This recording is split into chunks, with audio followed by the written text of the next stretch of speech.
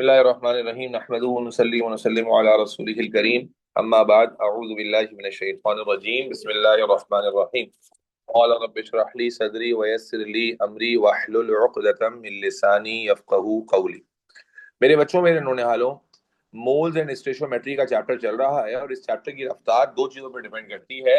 एक ये कि आपको मैं कितने टॉपिक एक दिन में कराता हूँ, और दूसरा कि आप एक दिन में कितना कर पाते हैं। ठीक है जी। जिस रफ्तार से आपने पिछला सेशन गुजारा है वो रफ्तार बढ़ानी पड़ेगी, ताकि जो है वो चीजें बेहतर तरीके से हो सकें। और मोस्ट लाइकली इस वीक में जो संडे आएगा, मोस्ट लाइकली, वैसे सैटरडे का इरादा था लेकिन स्कूल्स काफी सारे खुले होते हैं, तो मोस्ट लाइकली इस वीक में संडे को एक एक्स्ट्रा क्लास भी रखी जाएगी। ठीक है। ठीक है, वो टाइम कंफर्म कर दूंगा। हाँ, टेंटेटिव टाइम बता देता हूँ। वो क्लास में आपकी सहूलियत के लिए हाइब्रिड कर दूंगा, ताकि अगर कोई नहीं आ पा रहा है तो मिस ना कर दे। लेकिन ये है कि उसका टेंटेटिव टाइम सुबह होगा 10 से 12 के दरमियान। ठीक है, क्योंकि 12 के बाद तो ऑलरेडी रेगुलर क्लासेस का टाइम शुरू हो जाता है हमारी सैटरडे संडे की। ये मैं टेंटेटिवली बता रहा हूँ, ठीक है, ताकि आपकी मिस ना हो जाए, क्योंकि बहरहाल 10 अगर क्लास शेड्यूल हो गई तो 10 से 12 के टाइम पे ही होगी। ठीक है।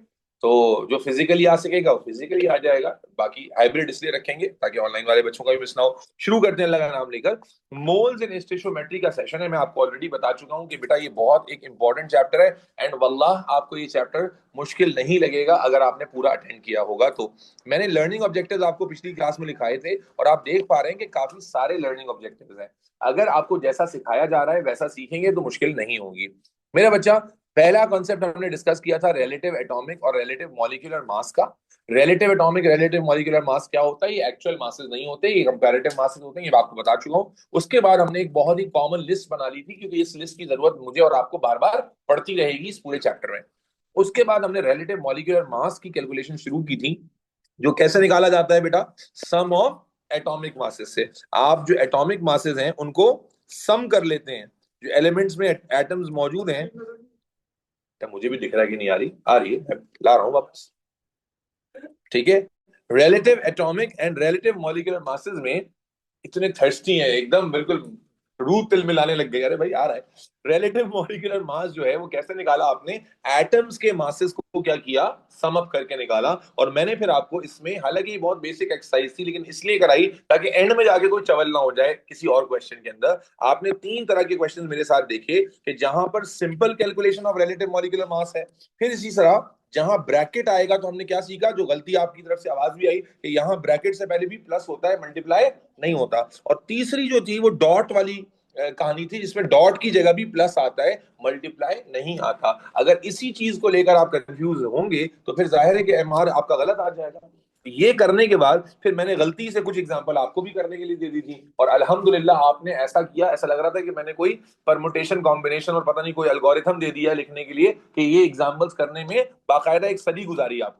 उसके बाद फिर हमने हमने भी बस ना की, बल्कि लास्ट लम्हात में जाते जाते आपको दूसरा टॉपिक भी कराया, which was percentage composition by मास। और यहां पर मैंने आपको समझाया कि this is one of the most frequently asked part of this chapter, जो कि एमसीक्यूज में आ रहा होता है, कि जहां पर कोई डेटा गिवन नहीं होता, आपको कहता है कि भाई फला कंपाउंड है उसमें इसका परसेंटेज बताइए, फला कंपाउंड है उसमें इसका परसेंटेज बताइए। तो जवाब या तरीकाकार क्या था बेटा? तरीकाकार बड़ा ही सिंपल था कि भाई जिस चीज की परसेंटेज निकालनी है उसे न्यूमिनेटर में रखेंगे, डिवाइड करेंगे टोटल मास से, मल्टीप्लाई कर देंगे 100 से, जैसा कि आप अपने मार्क्स की परसेंटेज निकालते हैं। और इसी तरह से हमने कुछ एग्जांपल्स की थी। दो एग्जांपल उसी मेथड पे करा के तीसरा टॉपिक कराता हूं जल्दी से। परसेंटेज कॉम्पोजिशन वाली दो एग्जांपल फटाफट से करते हैं और फिर आगे चलते हैं to just catch up the rhythm. तीसरा एग्जांपल हमारे सामने आ रहा है बेटा। एग्जामिनर कहता है Fe2O3 में ऑक्सीजन का परसेंटेज बताइए। Fe2O3 में ऑक्सीजन का परसेंटेज बताइए। कैसे बताना है बेटा? तो आपको याद होना चाहिए कि ऑक्सीजन का परसेंटेज कैसे निकालेंगे। कितने ऑक्सीजन है भाई इस कंपाउंड में? 3 ऑक्सीजन है, तो ऑक्सीजन का मास मल्टीप्लाई बाय 3 डिवाइडेड बाय पूरे कंपाउंड का मास मल्टीप्लाई बाय 100। ऑक्सीजन का मास कितना होता है? 16 into 3, and then divided by, yes please, divided by iron का मास कितना होता है? 56 मल्टीप्लाई बाय 2। ऑक्सीजन का मास होता है 16 इंटू 3 और फिर मल्टीप्लाई बाय 100। यहां पर मैंने उन अकलमंद बच्चों का भी जिक्र किया था जो 16 इंटू 3 को 16 इंटू 3 से कैंसिल कर देते हैं। तो इतने बड़े मैथमेटिशियन आपने नहीं बनना है, ठीक है। इसको सॉल्व करेंगे, क्या आंसर आ रहा है सॉल्व करके? सॉरी, बस पूरा 30, डेसिमल नहीं आ रहा कुछ भी। चले, याद आ गया सबको, एवरीबॉडी? चले एक और लास्ट एग्जांपल और फिर आगे चलेंगे, ताकि मुझे ये कंफर्म हो जाए कि हर बच्चा क्लास में मेरे साथ मौजूद है। एग्जामिनर कहता है भाई PbO डॉट 2H2O में Pb का परसेंटेज निकालें। PbSO4 डॉट 2H2O में, चलो Pb को छोड़ दें, वाटर का परसेंटेज निकालें। हाँ भाई, कैसे निकालेंगे? वही तरीका है। वाटर का परसेंटेज निकालने के लिए कितने वाटर हैं इस कंपाउंड में? जल्दी जल्दी बोलते जाओ बेटा। दो वाटर हैं बॉयज, पार्टिसिपेंट। दो वाटर हैं तो दो वाटर का मास आ जाएगा न्यूमिनेटर में, और फिर डिवाइड होगा ये टोटल मास से। बार बार कह रहा हूं, टोटल मास मल्टीप्लाई होगा किससे बेटा? 100 से। बेटा चूंकि लास्ट क्लास में करा चुका हूं, तो कोई बच्चा अगर लास्ट क्लास में नहीं था तो आपको लग सकता है कि सर बड़ा तेज बोल रहे हैं, क्योंकि सर ये पढ़ा थोड़ी नहीं, करा चुके हैं। दोबारा वार्म अप के लिए आगे चलेंगे फिर। तो बेटा सॉल्व करेंगे। वाटर का मास मैंने क्या बताया था, याद कर लो कितना है? 18 है, काफी आसानी हो जाएगी। कैसे 18 है निकाल के चेक कर लो, 1 इंटू 2 प्लस 16। और उसके बाद लेड का मास होता है 207 प्लस ऑक्सीजन का 16, डॉट की जगह क्या आता है? प्लस, और फिर 2 इंटू 18। तो सॉल्व करते जाएंगे कैलकुलेटर पर, और परसेंटेज ऑफ वाटर आपके सामने आ जाएगी। कितनी आ रही है? कितना? एक आंसर बताओ जी, आंसर बताएंगे।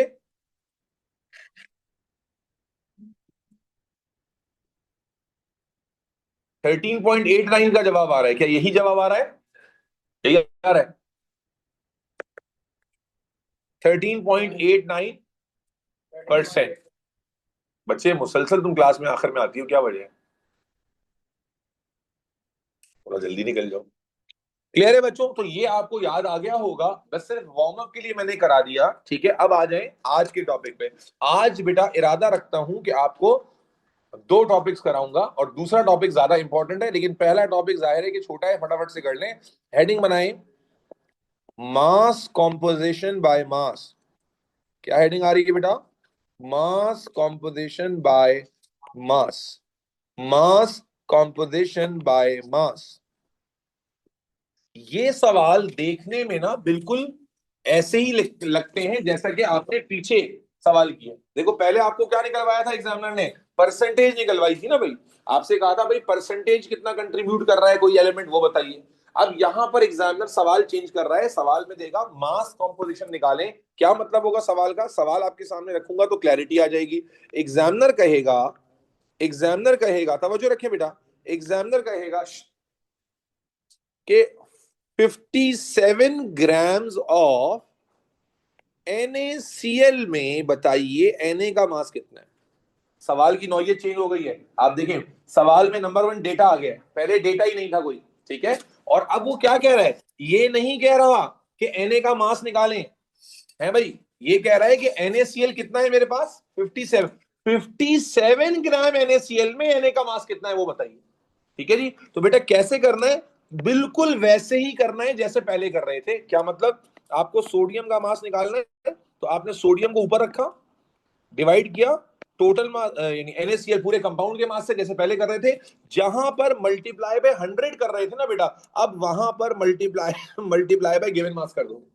The only change which you are suppose to do, क्या करना है बेटा? दोबारा से बोलो। कि जहां पर आप परसेंटेज निकाल रहे थे, तो आप obtain mass divided by total molecule का मास मल्टीप्लाई बाय 100 कर रहे थे परसेंटेज निकालते हुए। वहां अब क्या करोगे? जो गिवन मास मल्टीप्लाई मौजूद है उससे मल्टीप्लाई करोगे। That is the only change. किया हुआ होगा तो कोई मसला नहीं है। सॉल्व करके आंसर बताओ। तो ये आ जाएगा 23, ये आ जाएगा 58.5, और इंटू 57 कितना आ रहा है भाई? आसान वही चीज क्यों कंफर्म कर रहे हो जो मैंने लिखी भी है और बोली भी है 2 बार? कितना आ रहा है? कितना है? 30। ये सबके अलग अलग क्यों आ रहे हैं भाई? 22.41। अब चूंकि ये मास है तो इसके लिए यूनिट क्या आ जाएगा? ग्राम। बेटा एक दफा में सही नहीं कर सकोगे तो अल्लाह ही खैर करेगा। डेसिमल के बाद 2 प्लेसेस लेना मैंडेटरी है, 3 भी ले सकते हैं। सॉरी, बस यही आंसर आ रहा है, क्यों गलत खुद ही ढूंढ लो। भाई सोडियम 23 है प्लस क्लोरीन 35.5 है तो 58.5 बनेगा। क्या कहा हमने? मास कॉम्पोजिशन। मेथड समझ में आया सबको? कोई अलग से मेथड नहीं है, बस जहां पर मल्टीप्लाई बाय 100 कर रहे थे वहां पर मल्टीप्लाई बाय गिवन मास करेंगे। एक सवाल और देख लो हसान, ताकि बात समझ आ जाए। भाई जो लेट आते हैं ना बेटा, कोशिश किया करें लेट आने के बाद ना फिर क्लास डिस्टर्ब ना किया करें। लेट आने के बाद अब वो एक में से टक टक टक टक टक टक टक टक टक टक टक टक टक, वो फिर इरिटेशन है। मैं मुझे पता है, नजर आ गया मुझे कि कोई बाद में आया है। इसमें रेशो यूज करने की जरूरत ही नहीं है भाई, सीधा सीधा मेथड है, रेशो यूज करके और कुछ नया उसमें इन्वेंशन करने की क्या जरूरत है। ठीक है, हसान मैं आपको नहीं कह रहा हूं बेटा। अच्छा आगे चलें। एग्जामिनर अगला सवाल दिखा रहा हूं, जो बच्चे लेट आए हैं देखें क्या कर रहे हैं। नया टॉपिक स्टार्ट किया है, मास कॉम्पोजिशन बाय मास। कहता है 20 ग्राम। सवाल में समझ फर्क समझ में आ गया? पहले परसेंटेज वाले सवालों में कोई डेटा नहीं था, अब डेटा आ गया। 20 ग्राम्स ऑफ H2SO4 में एग्जाम में कहता है सल्फर कितना है। हाँ भाई, 20 ग्राम्स ऑफ H2SO4 में सल्फर कितना है, कैसे निकालेंगे भाई? मनाइल बताओ। सल्फर का मास निकालना है, कैसे निकालेंगे भाई? सल्फर का मास ऊपर रखेंगे, यस। डिवाइड किससे करेंगे? पूरे H2SO4 से। और मल्टीप्लाई किससे करेंगे बेटा? 20 से। अब सॉल्व कर दो बेटा एवरीबडी। सल्फर का मास 32, हाइड्रोजन का मास 1 into 2 plus 32 plus 16 into 4 multiply by 20, तो ये हो जाएगा 32 divided by 98 multiply by 20, and that is कितना आ रहा है? 6.5 बस। मैंने अभी वाजे तौर पे कहा कि डेसिमल के अगर दो प्लेसेस लाजमी लेनी है, ठीक है। 6.539 आ रहा है तो आप 54 भी लिख सकते हो, नहीं तो 539 लिख दो। 530 आ रहा है तो फिर 53 लिखोगे। ये 539 कौन कह रहा है? देखो भाई, कैलकुलेटर पे जो इनपुट डालोगे कैलकुलेटर वैसे ही आंसर देगा। तो ये जो तुम लोगों की चवलें हैं, जरा अपने आप को थोड़ा जगाओ, कोकेन वोकेन लिया करो थोड़ी सी, ताकि दिमाग खुला रहे। क्योंकि तुम लोग तो मुझे लगता है कोई नशा करते हो, वो भी कोई सस्ता वाला, कि कैलकुलेटर पे 6 दबाने की जगह 2 दबा रहे हो, 2 की जगह प्लस की जगह माइनस, माइनस की जगह मल्टीप्लाई। ओके, चले जी। अगला सवाल आपको एग्जाम स्टाइल में देता हूं। Which of the following, exam style का सवाल, विच ऑफ द, एमसीक्यू ऐसे ही आते हैं। Which of the following contains least mass of nitrogen. सवाल आपको दे रहे हैं एग्जाम स्टाइल में, ठीक है जी। Exam style, option A, option A 60 grams of NaNO3, option B 200 grams of NH3, 40 grams of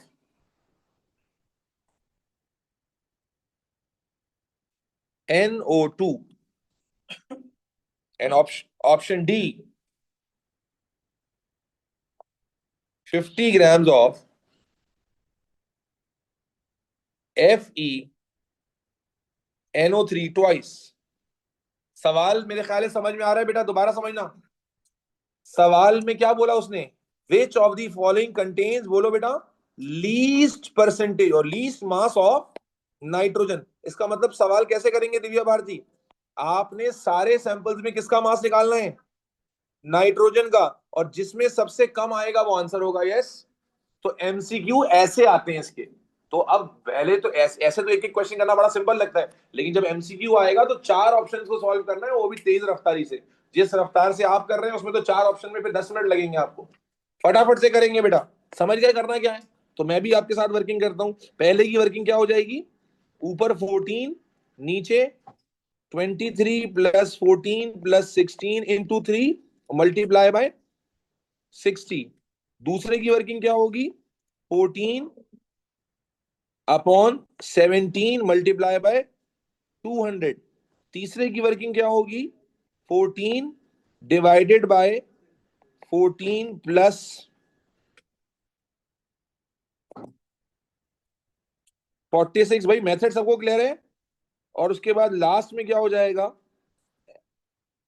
28 divided by 56 plus 28 plus 16 × 6 multiply by 50।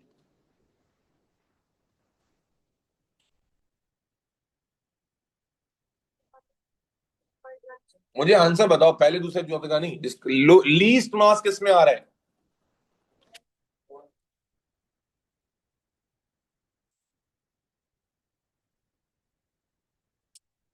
Working clear है सबको?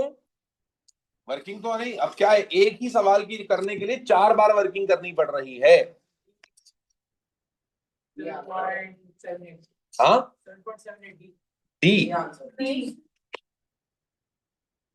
तो जो लोग कर चुके इस असना में, इस दौरान में, इसका मतलब है they are doing with good speed. अगर तो आपने सही कैलकुलेट किया, क्या आंसर आ रहा है डी में वैसे? 7 पॉइंट्स। और सबसे ज्यादा किसमें आ रहा है? 162 में सबसे ज्यादा आ रहा है। तो अगर सवाल ये पूछा होता कि सबसे ज्यादा किसमें है, तब भी आप जवाब दे देते। Can we say the gram is proportional to? नहीं बेटा, हम नहीं कह सकते युवराज, जबरदस्ती मत कहो कुछ भी।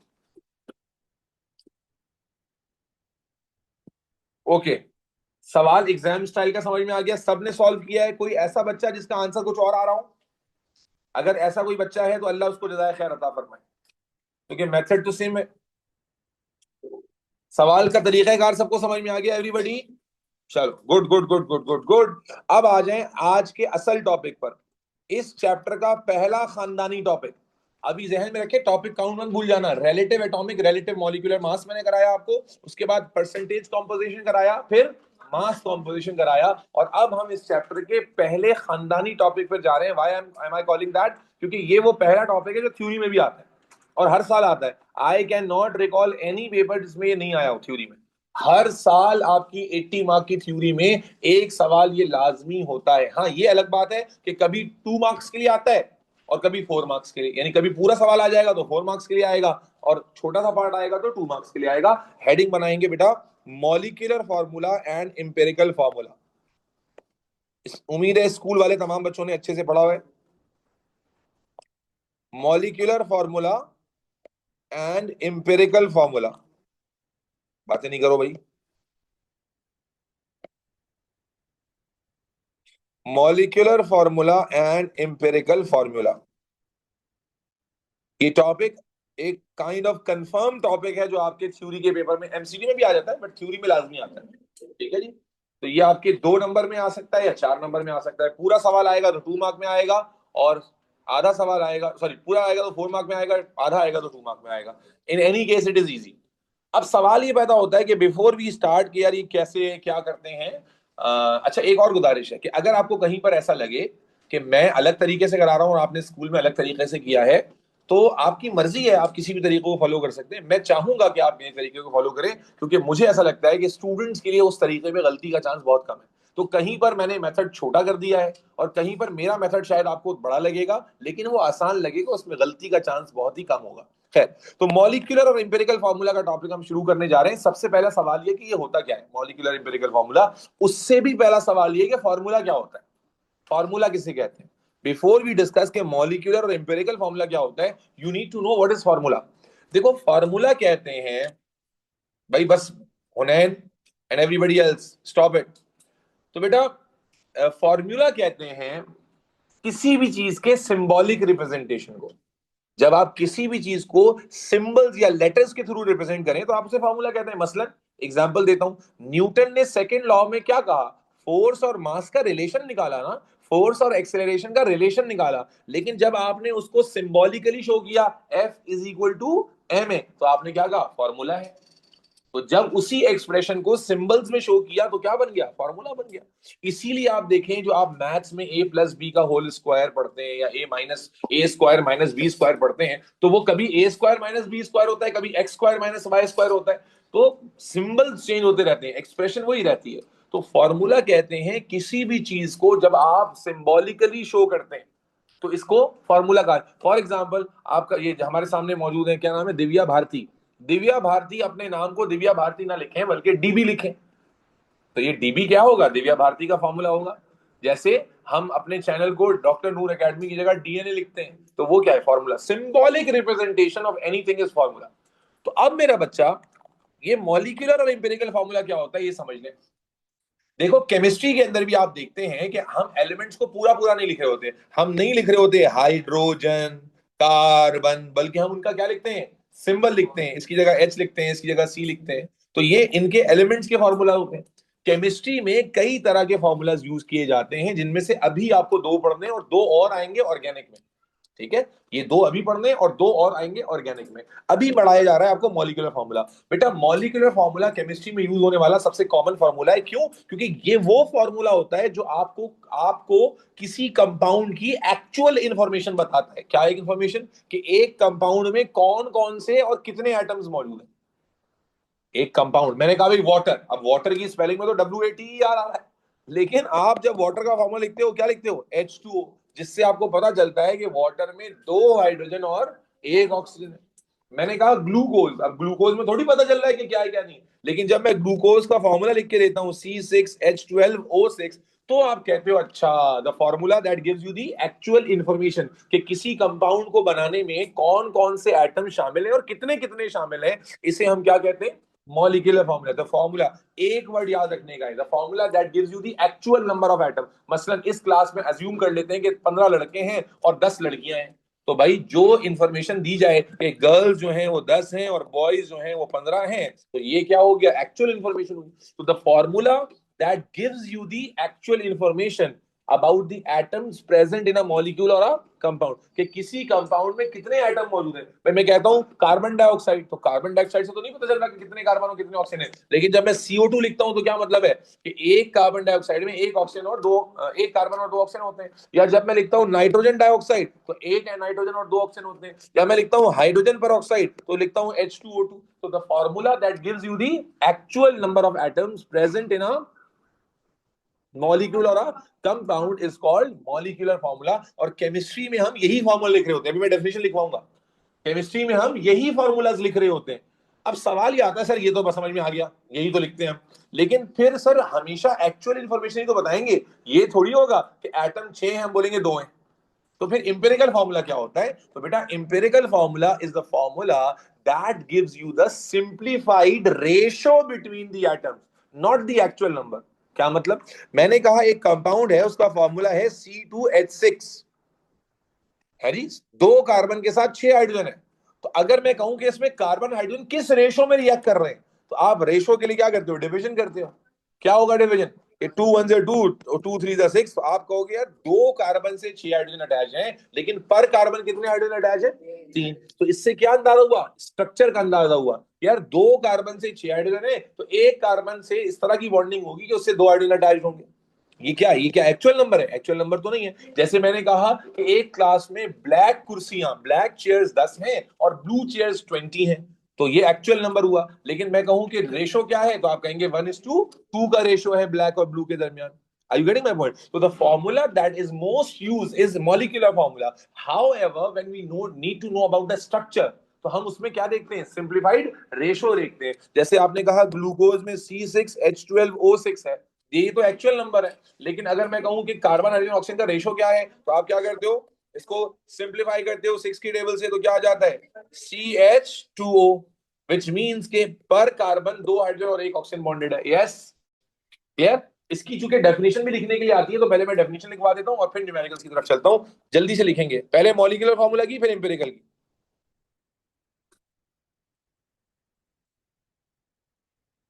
The formula that gives the actual number of atoms present in a molecule or a compound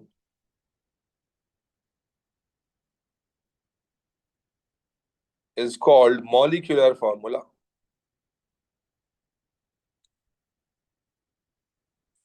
However, the formula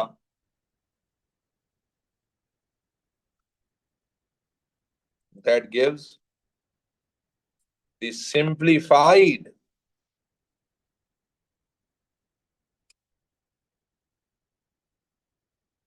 slash relative ratio between the atoms present in a molecule or a compound is called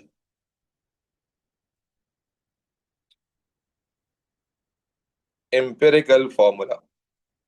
तो आसान लफ्जों में जो बेटा याद रखने वाली बात है ना, रट्टा मारने में बैठ जाना, जो एक्चुअल नंबर बता रहा है वो मॉलिक्यूलर है, और जो सिंप्लीफाइड रेशो बता रहा है वो इंपेरिकल है। कुछ एग्जांपल्स आपके सामने रखूंगा और उम्मीद है कि आप जवाब दे पाएंगे।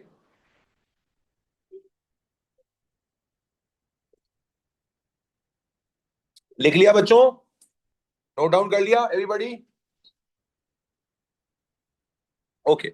अब एक तरफ मैं मॉलिक्यूलर फॉर्मूला लिखने की कोशिश करूंगा और आप मुझे देखते हैं कि इंपेरिकल बता पाते हैं या नहीं बता पाते हैं। फॉर एग्जाम्पल, अगर मैं कहता हूं एक कंपाउंड है जिसका मॉलिक्यूलर फॉर्मूला है C6H6, बेंजीन कहते हैं इस कंपाउंड को, तो क्या आप मुझे इंपेरिकल फॉर्मूला बता सकते हैं? 1:1 इंपेरिकल नहीं, CH इंपेरिकल होगा। रेशो 1:1 है, फॉर्मूला क्या होगा? CH। अच्छा जी, गुड। अगर मैं आपसे कहूं कि एक कंपाउंड है जिसका फॉर्मूला है C2H4, तो इंपेरिकल क्या होगा? CH2। अगर एक कंपाउंड है जिसका फॉर्मूला है N2O4, तो इंपेरिकल क्या होगा? NO2। एक कंपाउंड है जिसका मॉलिक्यूलर फॉर्मूला है C8H16, तो क्या होगा? CH2। अगर मैं कहता हूं एक कंपाउंड है जिसका मॉलिक्यूलर फॉर्मूला है C100H200, अब इंपेरिकल फॉर्मूला क्या होगा? CH100। अभी भी क्या होगा? CH2 होगा। अगर मैं कहता हूं एक कंपाउंड है जिसका मॉलिक्यूलर फॉर्मूला है H2O, अब बताइए इंपेरिकल क्या होगा? ये CH100 वाला कौन है भाई? बेटा अरीबा नदीम, CH100 कैसे होगा बेटा? 100 के टेबल से डिवाइड करेंगे, 100 1s 100, 100 2s 200। जी, मॉलिक्यूलर फॉर्मूला है H2O, बताइए इंपेरिकल क्या होगा? युवराज, मैंने नीड बताई, मेरे ख्याल है क्या कि empirical formula is not the actual formula, that is only used to understand the structure. और क्योंकि ओ लेवल्स में स्ट्रक्चरल अंडरस्टैंडिंग कोई खास नहीं होती, इसलिए शायद आपको लगता है कि ये टुच्चू पुच्चू कोई फॉर्मूला होगा। लेकिन जब आप स्ट्रक्चरल ड्राइंग करते हैं ऑर्गेनिक कंपाउंड्स में, वहां बड़ा अंदाजा करना जरूरी होता है कि कितने का कौन से एटम किस एटम के साथ जुड़े होंगे और किस रेशो में जुड़े होंगे। तो इंपेरिकल फॉर्मूला से हमें स्ट्रक्चरल अंडरस्टैंडिंग का फायदा होता है। ठीक है, खैर। H2O, जी H2O का मॉलिक्यूलर फॉर्मूला क्या है? H2O ही है। और इंपेरिकल क्या होगा भाई? होगा या नहीं होगा? जी हाँ, होगा। और क्या होगा? H2O ही होगा। यहां पर बेटा हम ये नहीं कहेंगे कि इसका इंपेरिकल नहीं है, हम कहेंगे जो इसका एक्चुअल नंबर है वही इसका सिंप्लीफाइड रेशो भी है, यानी इसका मॉलिक्यूलर और इंपेरिकल फॉर्मूला क्या है? सेम।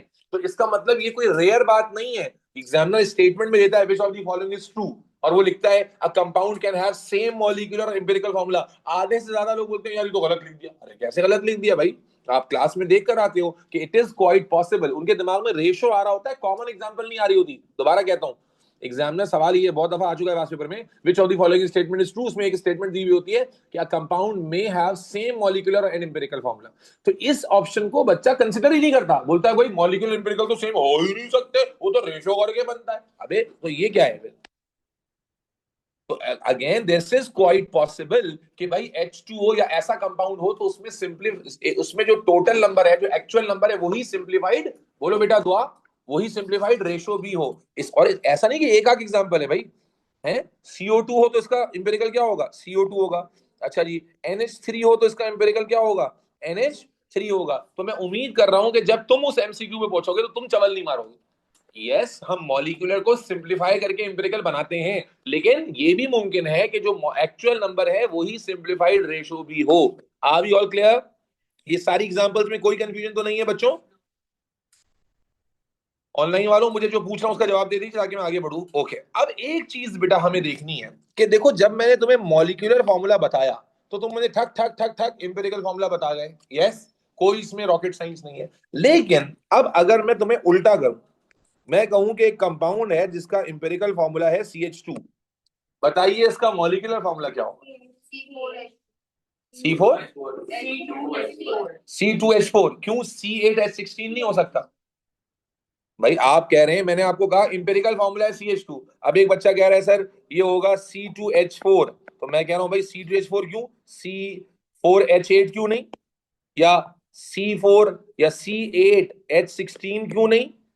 आप समझो बेटा, मैं दिमाग में क्वेश्चन इसलिए रेज कर रहा हूं ताकि रट्टा ना मारना पड़े कि जब मैं तुम्हें मॉलिक्यूलर फॉर्मूला बता रहा था तो इंपेरिकल तो तुम आसानी से बता गए ना, यस और नो। लेकिन जब मैं तुम्हें इंपेरिकल फॉर्मूला बताऊंगा तो तुम मुझे नहीं बता सकते कि मॉलिक्यूलर क्या होगा। तुम मुझे कहोगे C2H4, मैं कहूंगा नहीं C4H8 है। मैं तो तुम मुझे कहोगे नहीं सर C4H8, मैं कहूंगा नहीं C100H200 है। क्यों? क्योंकि देखो यहां पर आपने क्या देखा, ये देखो अलग अलग कंपाउंड थे ना। ये कंपाउंड अलग था लेकिन इसका इंपेरिकल फॉर्मूला CH2 था। ये कंपाउंड अलग था, इसका भी इंपेरिकल फॉर्मूला CH2 था। ये कंपाउंड अलग था लेकिन इसका भी इंपेरिकल फॉर्मूला क्या था? CH2 था। यस और नो? तो इसका मतलब क्या हुआ, सवाल पैदा करने का मकसद ताकि बात रटना ना पड़े और ऑब्वियस लगे कि मॉलिक्यूलर फॉर्मूला जब बताया जाता है तो इंपेरिकल आप बना लेते हैं। लेकिन अगर मैं आपको इंपेरिकल फॉर्मूला बताऊंगा तो आप मॉलिक्यूलर खुद से नहीं बता सकते सर्टेनिटी से। क्यों? कुछ भी तो हो सकता है, ये रेशो तो कहीं भी पॉसिबल है। इसलिए यहां से शुरू होते हैं न्यूमेरिकल्स। पहले इस बात से एग्री करते हो कि भाई अगर मैं आपको मॉलिक्यूलर बता रहा हूं तो इंपेरिकल बताने में सिंपली रेशो करना है। लेकिन अगर मैं आपको इंपेरिकल बता रहा हूं तो उसका मॉलिक्यूलर बहुत सारे ऑप्शंस हो सकते हैं, तो हमें ऐसे डायरेक्टली नहीं पता चलेगा। यहाँ 6 फुट 2 इंच का बंदा तुम्हारा वो चैट बॉक्स में नजर, अरे इधर देखो ना यार। Is this clear? Is this clear? तो इसीलिए मेरा बच्चा, अब हम आपको न्यूमेरिकल शुरू करा रहे हैं। और न्यूमेरिकल देखो समझना, न्यूमेरिकल शुरू करा रहे हैं और न्यूमेरिकल ना असल में 4 स्टेप का है। लेकिन वो 4 स्टेप यूजुअली एक गो में करने में बहुत सारे एवरेज बच्चे हमारे फंसते हैं और एग्जाम में भी 2 हिस्सों में आता है। कभी एक साथ कंबाइन हो गया, वरना 2 नंबर में आएगा, एक हिस्सा आएगा। तो मैं इसको केसेस बाय केसेस कराऊंगा। तो हेडिंग बनाएंगे केस 1। इससे आपको और ज्यादा अच्छी क्लैरिटी हो जाएगी और कंफ्यूजन बिल्कुल ही नहीं होगी। केस 1, और केस 1 में सर आपको सिखाएंगे, ओहो, केस 1 में सर आपको क्या सिखाएंगे कि इंपेरिकल फॉर्मूला से मॉलिक्यूलर फॉर्मूला कैसे बनाते हैं। अभी हमने देखा कि इंपेरिकल गिवन हो तो मॉलिक्यूलर डायरेक्टली नहीं बता सकते। Do you all agree? Yes. तो अब आप यही सीखेंगे कि इंपेरिकल से मॉलिक्यूलर फिर कैसे बताएंगे।